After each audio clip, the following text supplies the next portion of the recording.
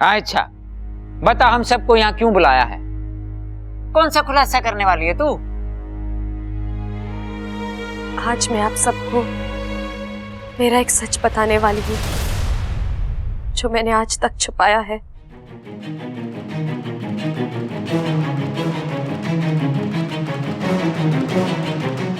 आप जो मुझे समझते हैं मैं वो हूं नहीं।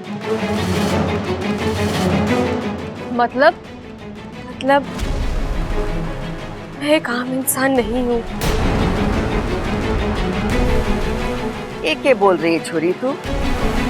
तू आम इंसान नहीं है तो फिर तू है कौन? दादी मैं एक मिनट। अच्छा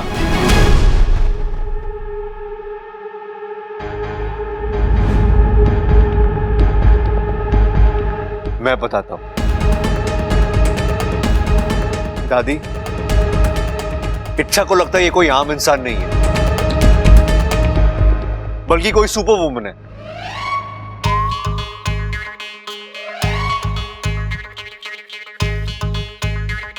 हाँ छोरे, तू जो ये इच्छा को सुपर वुमेन बोल रहा है, क्यों बोल रहा भाई? पिताजी मैं नहीं बोल रहा हूं, प्रबल भैया बोल रहे हैं। उन्होंने ये बात इच्छा के दिमाग में डाली। उनका कहना है कि इच्छा के पास कुछ अद्भुत शक्ति है। क्यों छोरे, ये बात सच है? छोरे, तूने इच्छा को हवा में उड़ते हुए देखा है? देखते देखते हवा में गायब हो जाती है क्या? तो फिर ऐसी कौन सी अद्भुत शक्तियां हैं इसके पास? अरे दादी, आज इच्छा ने उबलते हुए दूध का पतीला बिना किसी कपड़े के गैस से उतार दिया और ये प्रबल भैया ने देख लिया। कहने लगे कि इच्छा कोई आम इंसान नहीं है, अगर होती तो उसके हाथ जल जाते, इसलिए वो कोई सुपर वुमन है। ओहो, क्या आप भी? आपने हम औरतों को रसोई में काम करते हुए नहीं देखा है क्या? जब हम औरतें काम करती है ना तो ऐसे ऐसे कारनामे कर जाते हैं जो आप अखाड़े में नहीं कर पाते। जब देखोगे ना तो कहोगे हर औरत सुपर वुमन होती है। बिल्कुल सही।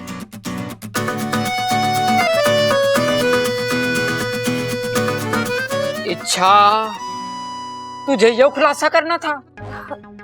जी वो प्रबल भैया बार बार कह रहे थे कि मैं कोई आम इंसान नहीं हूँ, तो मैं अरे ओए!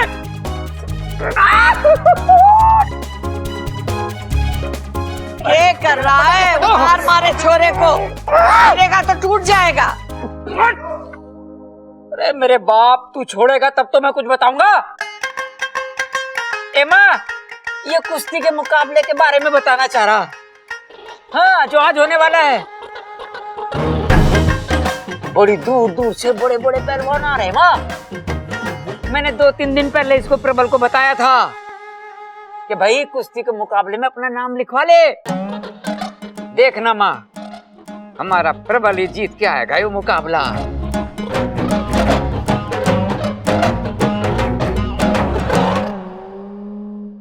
भैया अचानक आप कैसे पलट गए? कल तक तो आप बेहोशी में भी बड़बड़ा रहे थे, सबको सच बोल दूंगा, पोल खोल दूंगा। तो अब क्या हुआ? क्यों बचाया आपने मुझे? हाँ, ये तो एकदम नया रूप है इच्छा का। नागिन की तरह फुफकार रही है। लगता है गुस्सा आने पर अपना असली रूप दिखाती है ये। सावधान प्रबल, ये किसी भी वक्त नागिन रूप में आ सकती है। मैं भी तंग आ गई इस झूठ से। दिन रात एक ही बात मेरे मन को खाती रहती है कि मैं मेरे अपनों को धोखा दे रही हूँ। लेकिन अगर मेरे बस में होता तो मैं सबको बता देती कि मैं एक इंसान नहीं, इच्छाधारी नागिन हूँ। ये जहर की गोली अमृत की प्याली कैसे बन गई? अरे सच लिखा था उस किताब में, इच्छाधारी नाग पल पल में रंग बदलते हैं।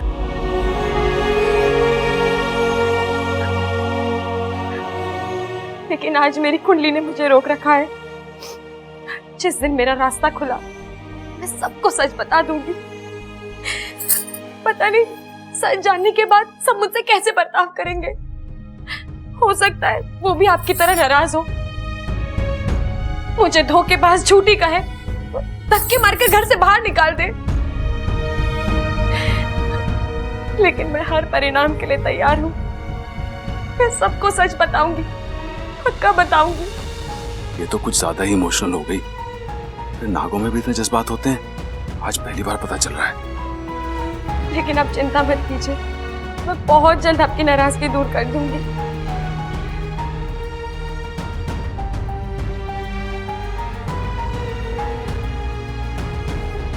कौन कहेगा ये लड़की नागिन है?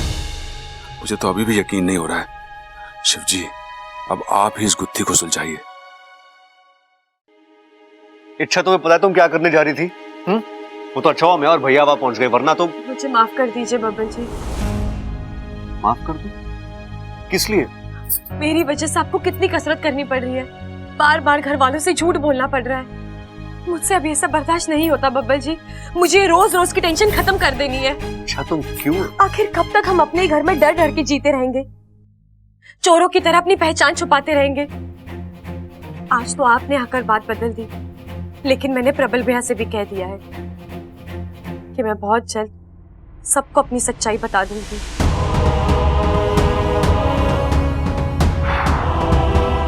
वो तो बतानी है अच्छा, लेकिन इस तरह एकदम से घर वालों को सदमा लग जाएगा और हो सकता है कि ताव में आकर वो तुम्हें। नहीं अच्छा, हमें जो कुछ भी करना है सोच समझकर धीरज के साथ करना होगा। हमें घर वालों को तुम्हारा सच बर्दाश्त करने के लिए तैयार करना होगा। वो हम कैसे करेंगे? हमें सबसे पहले ये देखना होगा कि घर वालों को तुम्हारी कौन सी बातें अच्छी लगती है, फिर उन्हीं बातों का फायदा उठाकर कुछ करना होगा। 243, 244। अरे बस पिताजी, और बस की ना है। अरे पिताजी मुझे बताओ, आप अपने जमाने में भी इतनी कसरत करते थे क्या? अरे छोरे, असली पहलवानी तो हमारे जमाने में हुआ करती थी। उस जमाने का मैं नंबर 1 हैवी वेट चैंपियन पहलवान था, और जैसे ही मैं अखाड़े में कूदता था अपनी शर्ट उतारता था, छोरिया हमारी बॉडी देख के बेहोश हो जाया करती थी। लेकिन जब से शादी हुई है, ये अखाड़े का शेर घर की बकरी बन के रह गया है। 24 घंटे बीवी के सामने। ये मौका है बब्बल, शिव जी का नाम लेकर भिड़ जा। इच्छा के बारे में दोनों की राय जान ले, बस सावधानी से, इन्हें शक नहीं होना चाहिए। ये सोच रहा भाई, हमारी बात ना सुनना तू। नहीं पिताजी, मैं आपकी बातों पर ही गौर कर रहा था।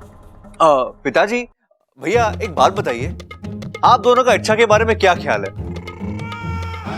आपको क्या लगता है, इच्छा एक अच्छी पत्नी बनकर जिंदगी भर मेरा साथ देगी? सुशील और समझदार बहू बनकर हमारे घर को संभाल पाएगी? हमारे घर के संस्कारों को आगे ले जा पाएगी इच्छा? क्यों पिताजी, बताइए ना। अरे छोरे, तू अपनी जनरल नॉलेज ठीक कर ले। ये सारी बातें शादी से पहले पूछी जावे हैं, शादी से पहले सोचा जावा है सब कुछ, और तू अब सोच रहा है? पिताजी सो तो है, मैं तो बस ऐसे ही कैसे ही? अपने शादी को परख कर देख रहा था। सोच रहा था कि इच्छा की जगह अगर मेरी शादी किसी और से हो जाती तो हमारे घर के हालात कैसे होते। क्या आप उसे उतना ही प्यार करते जितना आप इच्छा से करते हैं? क्या आप उसे अपनी गलतियों के लिए माफ कर देते जैसे आप इच्छा को माफ करते हैं? मैं सही कह रहा हूं ना? आप इच्छा को तो माफ कर ही देते हैं, और अगर आगे चलकर उससे कोई गलती हुई तब भी आप उसे माफ कर दोगे ना? अरे पागल हो गया तू, नींद पूरी नहीं हुई क्या तेरी? इतनी प्यारी, इतनी सुंदर, इतनी सुशील लड़की से तेरी शादी हुई है, और यहां ये बात कर रहा है कि किसी और से इसकी शादी हो जाए तो कैसा रहेगा? कुछ तो शर्म कर।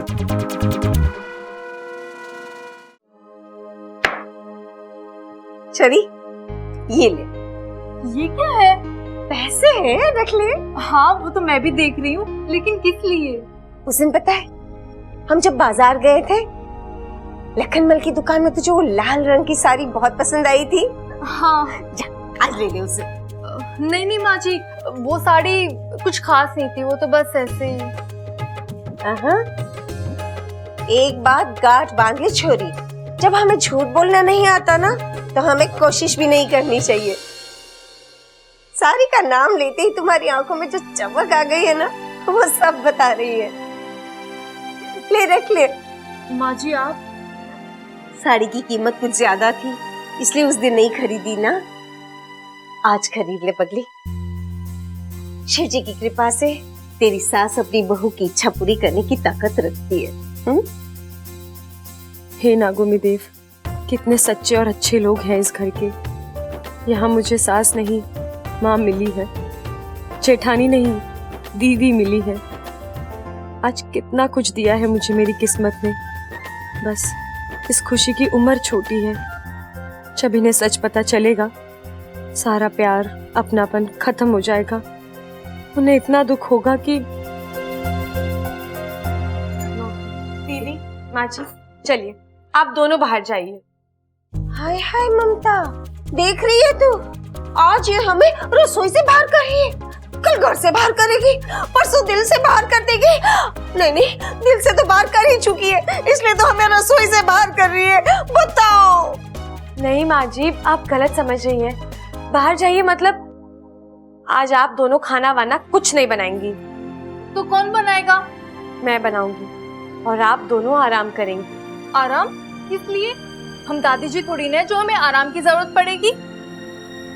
वही तो इच्छा, अगर तुझे हमारा हाथ बटाना है ना तो हम सब तीनों मिलकर खाना बनाते हैं ना, जल्दी बन जाएगा। नहीं माँ जी, आज खाना मैं ही बनाऊंगी। पता नहीं फिर कभी मौका मिले ना मिले। ऐसे क्यों बोल रही है तू? ओह, मायके जाने का इरादा है? लेकिन अचानक से मायके की क्यों याद आई? लगता है देवर जी के साथ झगड़ा हुआ है। उस बावले ने तुझे फिर नागिन नागिन बोल दिया क्या? देख बेटा, अगर तू मायके जाना चाहती है ना तो जा, लेकिन खुशी खुशी जा, ऐसे नाराज होकर मत जा। और जब लौट कर आओगी ना तब हम सब के लिए खाना बनाना। हाँ? नहीं माँ जी, बात वो नहीं है। तो बात ये है कि मुझे लगा एक बात पूछूं आपसे। हाँ पूछना। मान लीजिए अगर कल किसी वजह से आप लोगों को मुझसे दूर होना पड़ा तो क्या आप लोग मेरे बगैर रह पाएंगे? इसका जवाब मैं देती हूँ। छोरी, तू ऐसा क्यों सोच रही है कि तू हमसे दूर जा रही? ऐसा क्या हो गया है? दादी वो अच्छा, अगर कुछ हुआ भी है तो एक बात साफ साफ सुन ले, हम तुझे हमारे से दूर नहीं जाने देंगे। अच्छा अब बता, क्या हुआ है? तू ऐसी ऊटपटांग बातें क्यों कर रही है? पर ये देखो, चेहरा भी उतरा हुआ है। नहीं दादी, वो कल रात देर तक जागी थी ना, इसीलिए। अच्छा वो सब छोड़िए, ये बताइए आज मैं खाना बनाऊं? फिर वही बात। आपको मेरे हाथ का खाना पसंद नहीं है? लो, जब बात करती है टेढ़ी बात करती है। इस घर में सबको तेरे हाथ का स्वाद पता है, बावले हो जाते जब तू खाना बनाती है तो। कभी कभार तो मुझे डर लगता है कि तेरी रसोई की आदत पड़ गई तो मुझे तो इस रसोई में कोई घुसने भी नहीं देगा। छोरी, तुझे खाना बनाना है? बना। ममता चंचल, चल बाहर आ। जरूरत हो ना तो मुझे बुला लेना। हाँ?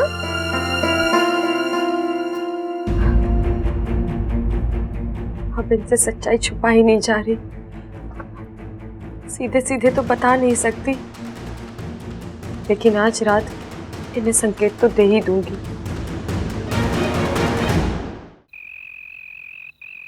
इच्छा, बहुत अच्छा खाना बनाया तूने।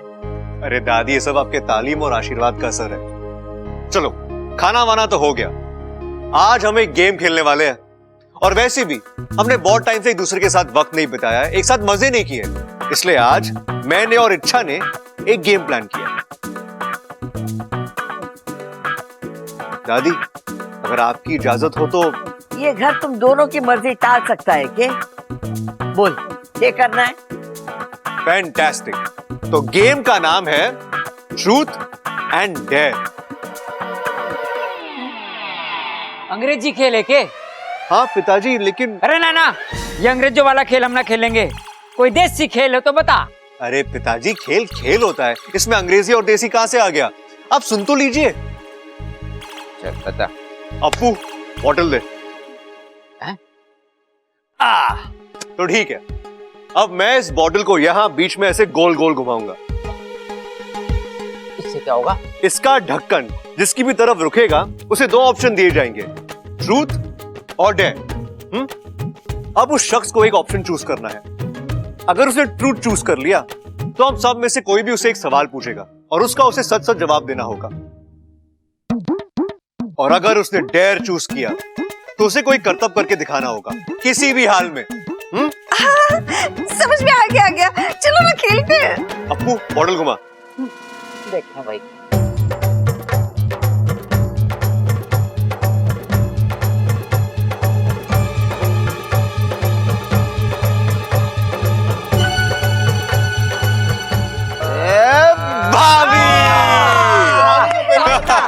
तो भाभी, अब चूज करो, ट्रूथ और डेयर। डेयर तो मैं चुनने से रही, आप लोग ठहरे पहलवान बुद्धि, पता नहीं क्या करने को कह दे। मैं तो ट्रूथ ही चुनती हूँ। दादी, आप भाभी से कोई भी सवाल पूछो और भाभी आपको सच सच जवाब देना होगा। अच्छा ममता, एक बात बता, आज तक तूने हमसे कोई बात छुपाई है क्या?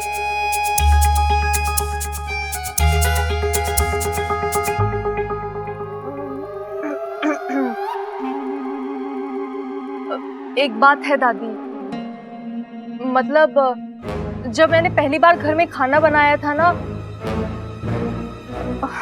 वो दरअसल मैंने नहीं, माँ जी ने बनाया था।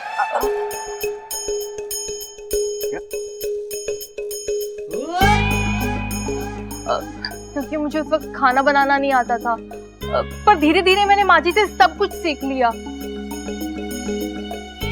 दादी जी, प्लीज मुझे माफ कर दीजिए। छोरी, मैंने तो तुझे उसी दिन माफ कर दिया था। मतलब? तुझे क्या लगा मुझे चंचल के हाथ का स्वाद पता नहीं है? अरे पहला निवाला खाते ही मुझे लगा कि ये खाना चंचल ने बनाया। इसका मतलब आपने? अरे तुझे तेरी सास ने संभाला और मैंने इसे संभाला। अरे वाह, मजा आ गया। अप्पू, घुमा।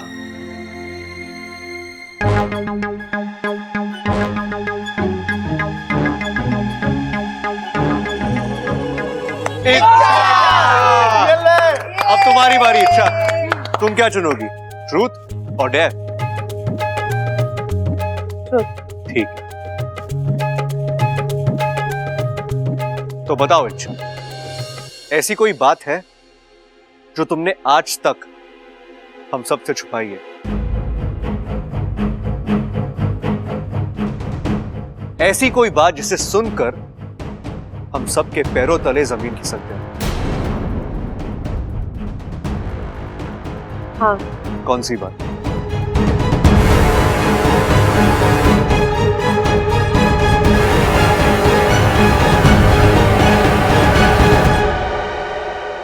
ऐसी एक बात है जिसके लिए मुझे बहुत बड़ी सजा मिलनी चाहिए। हो सकता है मुझे हमेशा के लिए आप सबसे दूर जाना पड़े।